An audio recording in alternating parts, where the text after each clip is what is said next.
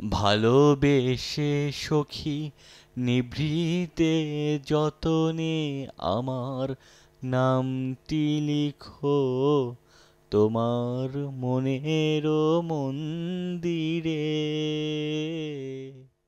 প্রেম সে তো মানে না বারণ, মনের টানে মন ছুটে চলে, লাগে না কারণ। সাত সমুদ্র ১৩ নদী পেরিয়ে প্রিয় মানুষের সান্নিধ্যে আসা, ইতিহাসের পাতায় এমন রচনা আজও ঠাঁই দাঁড়িয়ে। ধর্ম বর্ণ জাতিগত কোনো বিভেদই কাজ করে না প্রেম জগতে। এমনই এক মিষ্টিমধুর গল্প রচনা করল এ যুগল।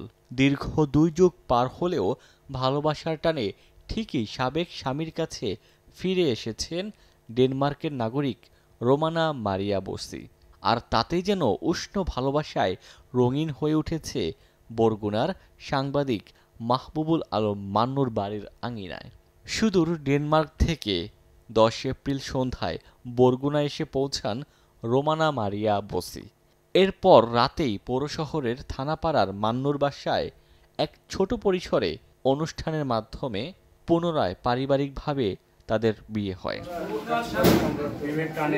জানা গেছে ১৯৯৬ সালে ডেনমার্কে অবস্থানকালে প্রেমের সম্পর্কে জড়ান বরগুনার মাহবুবুল আলম মান্নু ও ড্যানিশ নাগরিক মারিয়া। এরপর তারা বিয়ে করেন। বিয়ের পর ১৯৯৭ সালে মারিয়াকে নিয়ে বাংলাদেশে আসেন মান্নু। এখানে একটি বেসরকারি ক্লিনিক দিয়ে ভালোই চলছিল তাদের সংসার। তবে কিছুদিন পর পারিবারিক জটিলতায় তাদের ব্যবসায় ধস নামে। পরে ২০০০ সালে মান্নুর ইচ্ছাতেই ডেনমার্কে ফিরে যান মারিয়া। এরপর থেকে বাড়তে থাকে দূরত্ব। মধ্যখানে কেটে যায় ২৪ বছর।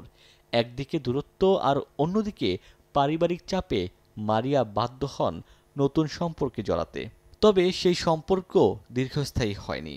সেখানে বিচ্ছেদের পর শুরু হয় মারিয়ার ভালোবাসার মানুষ ও সাবেক স্বামীকে খোঁজার নতুন অভিযান। প্রযুক্তির কল্যাণে ফেসবুকের মাধ্যমে ২০২৪ সালের ডিসেম্বরে আবারও যোগাযোগ হয় মান্নু ও মারিয়ার। এরপর মান্নুকে আবার বিয়ে করতে বাংলাদেশে আসেন মারিয়া।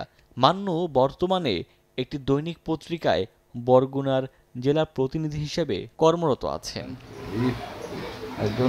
ডেস্ক রিপোর্ট, দৈনিক ডেস্টিনি।